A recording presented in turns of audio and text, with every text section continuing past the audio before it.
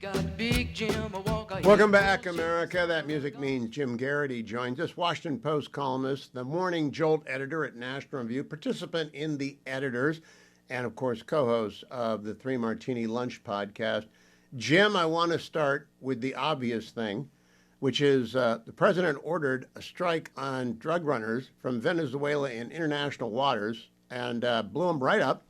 And immediately the left objected that he didn't have the authority to do that. What say Jim Geraghty? I love seeing boats full of drug runners get blown up. By the way, happy Friday, Hugh. Thank you. I don't know about you. TGIF this week has just flown by. And for every listener who's out there who's like, wait a minute, doesn't Jim usually appear on Fridays? Yes, it is Friday. You don't have to go to work tomorrow. And let's see how much. Well, he got traded to Thursdays, America, for a draft choice and the Jets' entire starting quarterback room. Wait, you're going to double it with the Browns room? All right. But anyway. Yeah, we need 8 quarterbacks. Yeah. We need 8. So, I think this is, conceivable. Like, I'm not going to put any, waste a lot of time defending the good nature of the guys who got blown up the other way. Tren de Aragua, SN de Agua right now. Having said that, I kind of feel like if we're going to end up using military force for what has traditionally been a law enforcement purpose, I'd like to have some clarity. And I think I'd like to see an authorization of military force come from Congress. This appears to be kind of entirely unilaterally decided by the executive branch. And I kind of feel like if we're going to expand the use of our military into an area we have not done before, this is probably the sort of thing would be a good thing to run by Congress. Republicans control Congress. You'd think that most of them would be on board with this sort of thing. I don't quite understand why Congress is just like Congress is abdicating its duties on a whole host of issues these days. And I kind of feel like this is another one where, because they're afraid of getting it wrong, they would rather just Groundhog Day, just to be like an ostrich, put their head in the sand and not weigh in on this. And I think this is the sort of thing that the Congress should weigh in on. If you want to do it, fine. I also am getting weird, clear and present danger vibes from this. In that case, President Donald Moffat was like, was going to deny it all and try to sweep it under the rug when things go wrong. To his credit, Trump puts out the video and lets everybody see exactly what's happening. So I can't say the president is dodging accountability in that sense.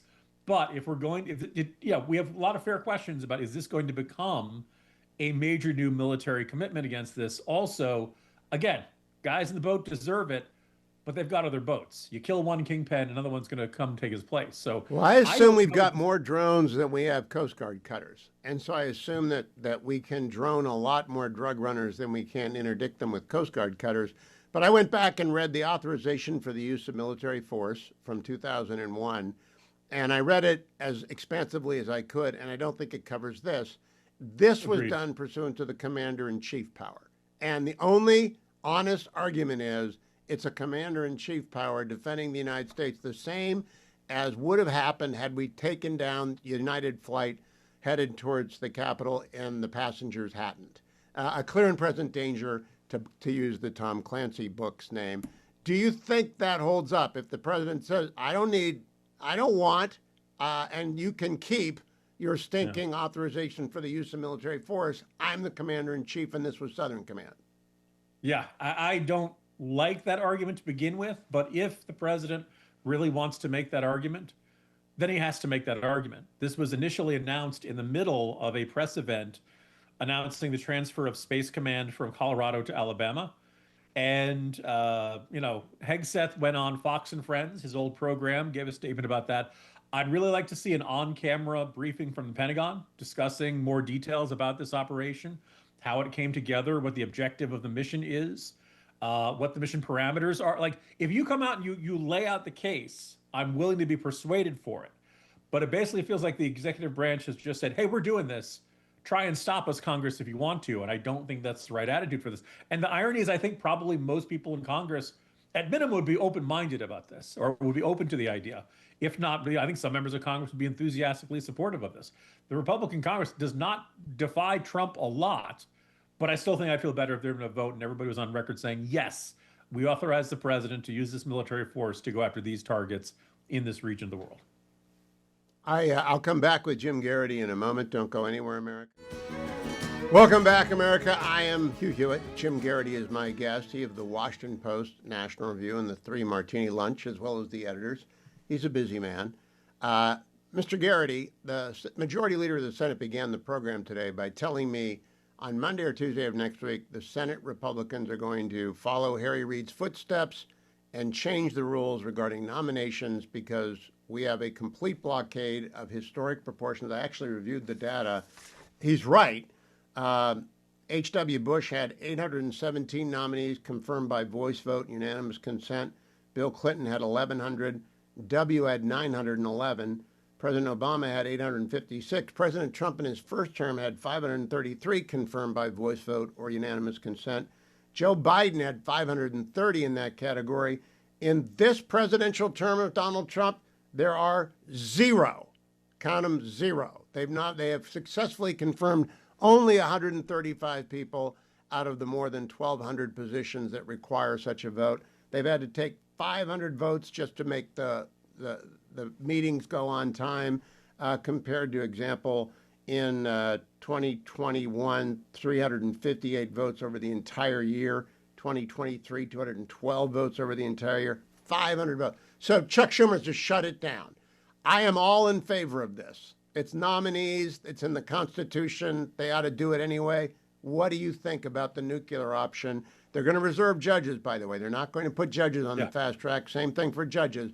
But it's going to be for the people who need advice and consent to do their jobs for the next 3.5 years. I think in the spring you would characterize me as skeptical, but it's September. It's after Labor Day. There's really not an excuse for these kinds of delays. I think, advise and consent does not mean that every senator gets a de facto veto over nominations. Let's point out that if Democrats really think somebody's a terrible nominee, you just got to convince 4 Republicans. This is not an impossible task. If somebody's really that incompetent or that unqualified for it, you should be able to find 4 Republicans who are willing to say, Mr. President, you can find somebody else better to do this, and sub them in there. So yeah, I think that, and this is just a question of, can we get them to the floor for a vote? There's always a chance they can, end up being rejected. So yeah, if the numbers were not what they were, I would have been more skeptical of this. As I alluded to earlier in the program, I think Republicans in the Congress have been pretty darn acquiescent to everything Trump wants to do. But in this case, we're seeing the opposite problem, and Democratic senators who don't want anybody to come through into there. And that is not the way the founders intended this system to work. It is advise and consent. There are Republican majorities. Get these people into the jobs. Let them start their work. Again, it's September. You can't have this backlog of nominees in the Senate waiting for a vote. Okay, so now you're not nearly as old as I am, but you might be old enough to remember 2005 when Bill Frist lined up the nuclear option to get Miguel Estrada and Carolyn Kuhl and a few other great judges confirmed, and 7 members of his 55-member majority defected and did the Gang of 14 deal. And then the Republicans lost the Senate in 2006, in large part because of the Iraq War, but some part being a pox on the Senate of the United States. Do you think 4 Republicans will bolt on Thune come Monday or Tuesday? I don't know. I can see why senators love the blue slip. They love the idea of having this ability to withhold a nominee and delay it seemingly indefinitely. Because they really have a problem with it, or they want it as negotiating leverage in some other fight they're having with the White House or something. But I don't think that's the way the system was designed to set up. If they're a good nominee, vote yes. If they're a bad nominee, vote no. You should not be cast into limbo or cast into the phantom zone for months and months because one senator's got a problem either with you in particular or that. Now, look, are both parties pretty hypocritical in this? Yeah, but I think the Democrats are like champions of this. Joe, they're world champions. They're undefeated, Jim. And if I'm remembering correctly, Amy Klobuchar came out and once, they'd realized they'd eliminated the filibuster for previous judges under Harry Reid. Then Republicans got rid of it for Supreme Court justices, and suddenly they had no way to stop Supreme Court justices they didn't like. All of a sudden, maybe we shouldn't have done that. Yeah, and you were warned by it, by Mitch McConnell. He told you, he underlined it in red. It was a flashing neon sign. It could not have, once you take away this power, because you're in the majority, you're not going to have it again in the minority.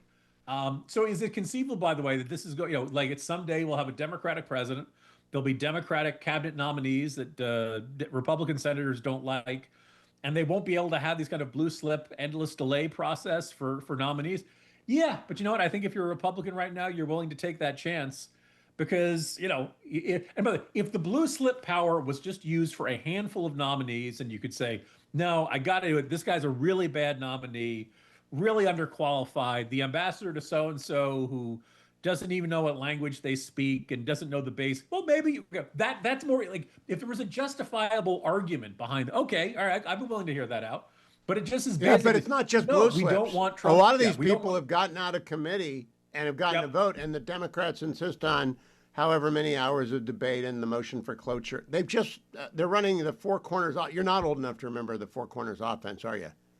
No, but they're basically it's delay of game. It's basically letting the clock get down to 0 for each possible one to get the game to run as slowly as possible. That's why we have a shot clock in the NBA, and it's basically a shot clock for the Senate. So I am not upset about this.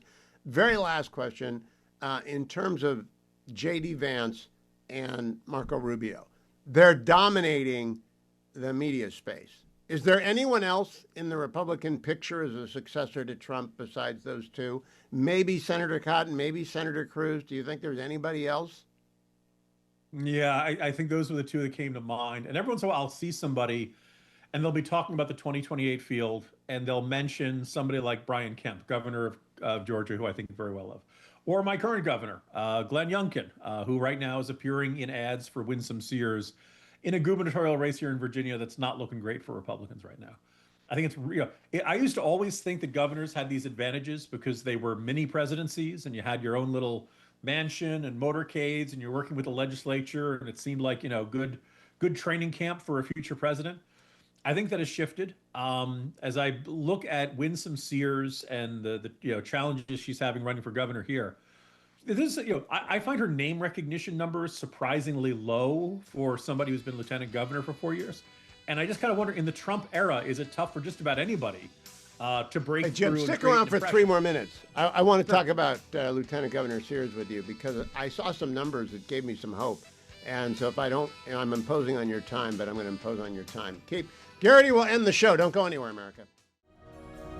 Welcome back, America. The transcript of my conversation with Senator Thune is over at hughhewitt.com. Jim Geraghty, to close up the show. Winsome Sears was down by double digits when I was in town in July. She has now closed to within a half dozen, largely because Democrats are shooting themselves in the foot and Spanberger is a really awful candidate, and they insist on doing crazy things with students in Northern Virginia. Can she pull off what Ed Gillespie almost did with Mark Warner 6 years ago or 8 years ago? You don't want the Ed Gillespie example because he didn't win. You want the he Glenn came this Youngkin close. Example. Yeah, he came this close. Look, if within 6 or 7 points right now, not great, but it's not insurmountable between now and election day. And as you mentioned, that's better. You still obviously would rather be bad. Now, traditionally, the party that won the White House, the opposite party tends to win the governor's mansion here in Virginia. So that's challenge number one. I talked about the messaging issue. I think it's tough for somebody in the state level to break through when the news cycle is Trump, Trump, Trump all the time. Where I live in Northern Virginia, there are a bunch of laid off federal workers. They're not happy about this. I would also note that up until about a week ago, I saw almost no advertising for Winsome Sears. Now, obviously, I'm up here in Northern Virginia. Maybe it's my media diet, but I feel like I was seeing Spanberger ads everywhere.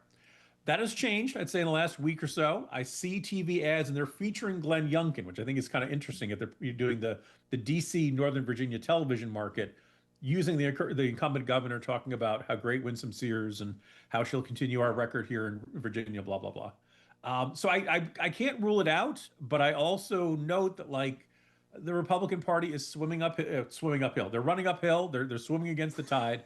And also, there's been some swimming uphill. That's twice as hard, right? That's you gotta get the water up the hill and then it's rolling. But Jim, what about the school issue?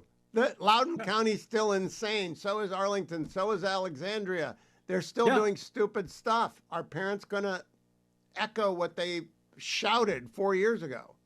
I think that is the basically trying to rerun the Glenn Youngkin campaign against Terry McAuliffe is the best shot that Winsome Sears has. I know Miyares has been doing that, emphasizing that in his ads. He's the attorney general who's running for a second term. We don't have term limits for attorney general, so that's where you're allowed to go for another one. That would be, it was just on issues. Sears was doing pretty well. Spanberger has been dominating the airwaves. Issues of money there. And again, there's kind of a broadly anti-Trump mood, certainly in this part of the state. Like I said, I'm glad to see them on the air because, like, if you're a Republican, you're probably unlikely to ever win Northern Virginia. But what you want to do is keep it close. You want to minimize that margin, and then you want to run up your margins down in Norfolk and Virginia Beach and all across the rest of the state. Run up the Southwest tally in Virginia, Red down in coal country. Yeah. Yeah. Jim Geraghty, we are out of time. You should go talk to your old sage advisor with whom I think you broke off relations like 10 years ago. Called him Obi-Wan Kenobi, I believe. Go find him and tell us what he has to say about Winsome Sears. Follow Jim Geraghty on X at Jim Geraghty. Listen to the Three Martini Lunch, the editors. Read them in the Washington Post. And